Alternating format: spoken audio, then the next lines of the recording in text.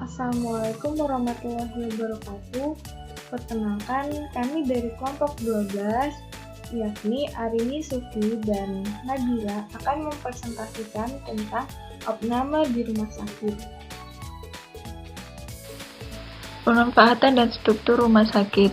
Fungsi rumah sakit sendiri ialah mengatur nasional mengenai sistem perawatan kesehatan yang dipengaruhi oleh jumlah anggota staf, infrastruktur, ketentuan-ketentuan yang harus ditaati oleh pasien, peran dan fungsi staf medis, dan komunikasi di antara staf medis.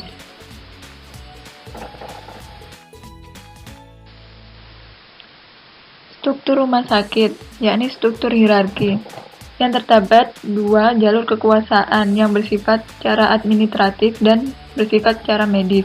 Keduanya mendominasi fungsi rumah sakit tersebut. Tak jarang terjadi konflik di antara keduanya.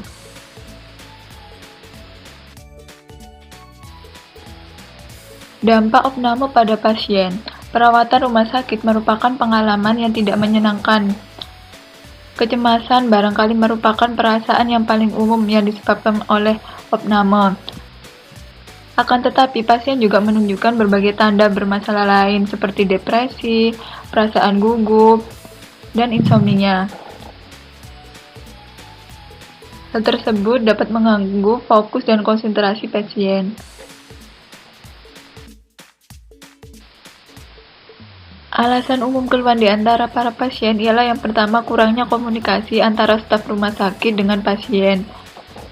Keluhan umum para pasien rumah sakit, alasan ini sendiri semata-mata menunjukkan informasi mengenai diagnosis, prosedur medis, prodiagnosa, dan lain sebagainya. Yang kedua ialah keluhan umum lainnya, bahwa pasien merasakan seolah-olah mereka tidak ada atau bukan seorang yang mandiri. Selanjutnya adalah menyiapkan pasien bagi prosedur medis dan pembedahan. Persiapan mental merupakan hal yang tidak kalah pentingnya dalam proses persiapan operasi, karena mental pasien yang tidak siap atau labil dapat berpengaruh terhadap kondisi fisiknya. Usaha meningkatkan persepsi kontrol merupakan salah satu cara, yakni yang pertama adalah kontrol perilaku, yaitu mampu mengurangi perasaan yang tidak nyaman atau mendorong kesembuhan selama atau setelah menjalani prosedur medis dengan cara melakukan beberapa tindakan seperti pernafasan khusus atau latihan.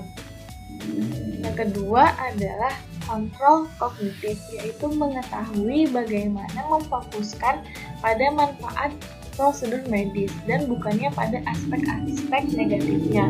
Yang ketiga adalah kontrol informatif, yaitu memperoleh informasi tentang peristiwa atau perasaan yang barangkali muncul selama dan setelah prosedur medis, yaitu informasi positif yang dibutuhkan oleh pasien.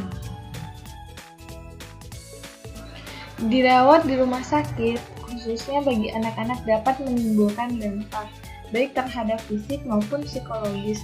Di antaranya dampak psikologisnya adalah kecemasan, merasa asing akan lingkungan yang baru, dengan berhadapan dengan sejumlah individu yang belum dikenal, perubahan gaya hidup, serta harus menerima tindakan medik. Pada usia prasekolah, stres yang dialami anak selama rawat inap membuatnya merasa cemas akibat perpisahan dengan orang tuanya. Pada akhirnya, anak akan menunjukkan sikap protes seperti menolak makan, kesulitan tidur, menangis, dan juga sering bertanya kapan mereka akan kembali dan menarik diri dari orang lain. Selanjutnya adalah upaya menurunkan kecemasan pada anak. Yang pertama adalah mencegah atau meminimalkan dampak perpisahan. Nah, dengan cara memperbolehkan orang tua untuk tinggal bersama anaknya selama 24 jam. Jika tidak mungkin, dengan rooming in, beri kesempatan orang tua untuk melihat anaknya setiap saat. Jika orang tua tidak bisa menemani anak, maka anggota keluarga lain yang dekat dengan anak menggantikan peran orang tua untuk menemani anak di rumah sakit. Yang kedua adalah meminimalkan kehilangan kontrol dan otonomi, sehingga anak merasa bebas seperti berjalan dari tempat tidur ke pintu atau jendela, membuka jendela, bermain alat musik, bernyanyi, mendengarkan musik akan meningkatkan kontak interpersonal anak dan dapat menggantikan mobilitas fisik anak yang terganggu karena sakit. Yang ketiga adalah meminimalkan rasa takut terhadap cedera dan rasa nyeri. Lakukan aktivitas bermain dan aktivitas untuk mengurangi stres dan kecemasan, seperti bermain tepuk tangan, menggambar, dan juga mewarnai.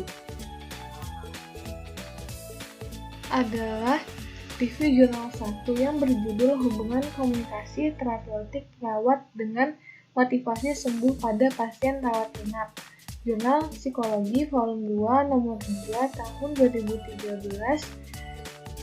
Penelitian tersebut bertujuan untuk mengetahui hubungan antara komunikasi terapeutik perawat dengan motivasi sembuh pada pasien rawat inap dengan subjek sejumlah 127 pasien dan metode penelitian kuantitatif korelasional. Variabel independennya adalah komunikasi terapeutik perawat, variabel dependennya adalah motivasi pasien untuk sembuh. Berdasarkan penelitian tersebut, maka komunikasi terapeutik perawat dan motivasi sembuh pasien rawat inap termasuk dalam golongan tinggi, yaitu perawat melaksanakan komunikasi terapeutik yang merupakan komunikasi yang wajib dilakukan oleh staf kesehatan dengan baik, baik komunikasi secara verbal maupun komunikasi secara non-verbal terhadap pasien rawat inap. Selain itu, menunjukkan bahwa pasien mempunyai dorongan yang kuat untuk segera sembuh dari penyakit yang diidapnya.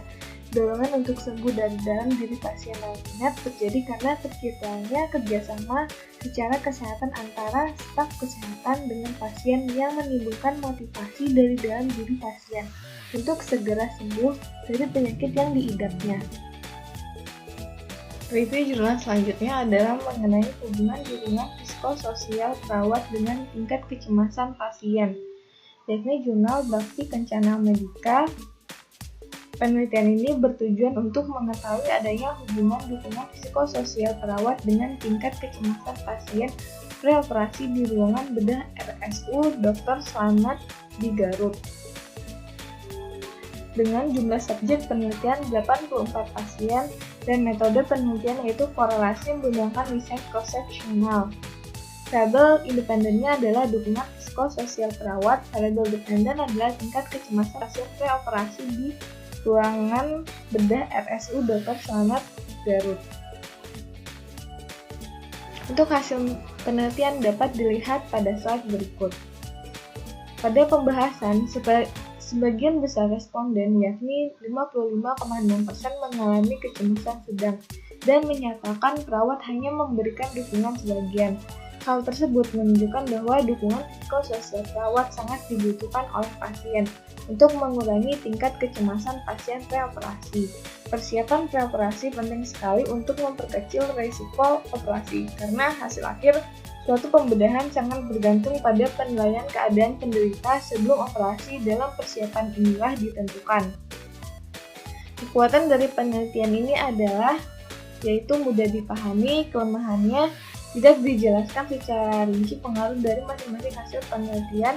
Kesimpulan, terdapat hubungan antara dukungan psikososial perawat dengan tingkat kecemasan pasien preoperasi. Sekian dari kelompok kami, semoga bermanfaat. Wassalamualaikum warahmatullahi wabarakatuh.